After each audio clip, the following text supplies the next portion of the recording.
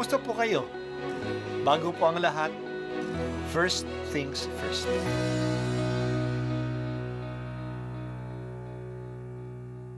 Good morning po. Sinisimulan po natin ngayon ang first things first. At dito po, tinatalakay natin sa unang bahagi ng umaga natin ay ang first readings na binabasa po sa banal na misa. Ito pong tinatalakay natin kasi madalas po kasi marami na tayong alam tungkol sa gospel readings. Pero konti po ang nagsasalita sa first readings. Pero ang first readings, bahagi din po yan ng Biblia, ng banal na kasulatan. Kaya susubaybayan po natin ang mga first readings, basahin po natin at kuminsan kailangan ng basahin ng 2 o 3 beses bago maintindihan kasi hindi po tayo familiar sa mga istorya at sa mga kaisipan na tinatalakay dito. Ang pagbasa mula sa aklat ni Propeta Baruch. Matuwid ang Panginoon naming Diyos, ngunit lipos kami ng kadustaan hanggang ngayon. Kaming mga taga-Huda, mga mamamayan ng Jerusalem, pati aming mga hari, mga pinuno, mga saserdote, mga propeta at mga ninuno, pagkat nagkasala kami sa Panginoon naming Diyos, nilabag namin ang kanyang mga utos. Hindi kami nakinig sa kanya. Hindi namin sinunod ang mga tuntuning ibinigay niya sa amin. Mula nang ang mga ninuno namin ay ilabas ng Panginoon sa Ehipto, patuloy kami ng pagtataksil sa kanya hanggang ngayon. Naging suwail kami. Kaya ngayon ay naghihirap kami.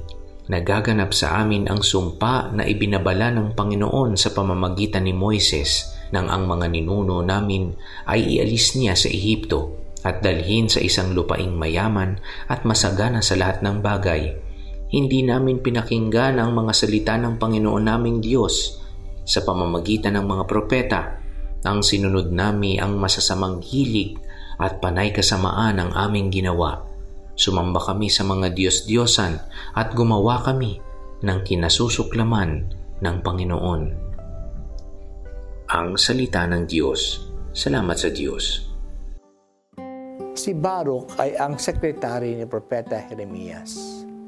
Si Jeremias ay nabuhay ng panahon bago masira ang Jerusalem at ang templo ng Diyos, at sa panahon ng pagkasira ng mga ito.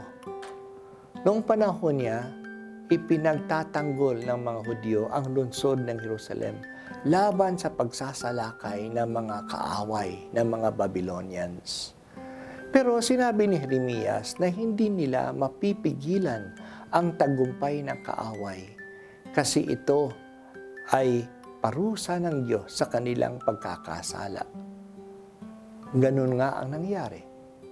Bumagsak ang Jerusalem at sinira ng mga Babylonians ang templo ng Diyos. Si Jeremias at ang kanyang sekretary na si Baruch ay hindi dinala, hindi ipinatapon ng mga Babylonians sa Babylonia. Iniwan sila sa Jerusalem. Ang aklat ni Baruch ay sinulat niya sa gitna ng ruins ng kanyang bayan. Sira ang lahat. Kakaunti na lang ang mga taong naiwan. Ang karamihan ay namatay o ipinatapon ng mga kaaway sa Babylonia. Marami ang dinala ng mga kaaway sa Babylonia. Sa ganitong kalagayan, sinulat ni Baruch ang narinig nating binasa ngayon. Hindi niya sinisi ang Diyos sa mapait na kalagayan nila. Patuloy pa rin siyang naniniwala na matuwid ang Diyos kahit nasira na ang kanilang bayan, ang kanilang lungsod. Ang kabiguan at kahirapan na dumating sa kanila ay hindi dala ng kapabayaan ng Diyos o ng kanyang hindi pagtupad sa kanyang kasunduan sa Israel. Ito ay dala ng kasalanan ng mga Israelita. Mula pa noong panahon ni Moises, naging matigas na ang ulo ng mga Hudyo. Hindi nila tinupad ang batas ng Diyos. Hindi sila naging tapat sa kasunduan sa Kanya. Sumamba sila sa mga Diyos-Diyosan at ginawa ang gusto nila. inamin niya. Nilabag namin ang mga utos ng Diyos. Hindi kami nakinig sa Kanya. Hindi nila sinunod ang mga tuntuning ibinigay sa kanila. Nagpadala ang Diyos sa mga propeta at sinuway din nila ang mga propeta. Kaya matuwid ang Diyos na sa ganitong nangyari sa kanila. Nawasak na ang kanilang lungsod at inialis sila sa lupain na ibinigay sa kanila. Ito'y dala ng kanilang kasalanan. Kapag tayo ay nakararanas ng pagkabigo o ng kahirapan, madaling sisihin ang iba. Sinisisi natin ang nagtalo sa atin. Madaya kasi. Sinisisi ang ibang mga tao. Hindi sila tapat. Sinisisi pa nga ang ating mga magulang o ang ating genes. May depekto kasi sa ating pamilya. Sinisisi pa nga ang Diyos. Unfair, O God. Unfair ka. Pero hindi natin inaamin ang ating pagkakamali. Hindi natin tinatanggap na ang nangyaring ito ay nararapat man lang sa atin dahil sa ating kasamaan. Iba ang narinig natin kay Baruk.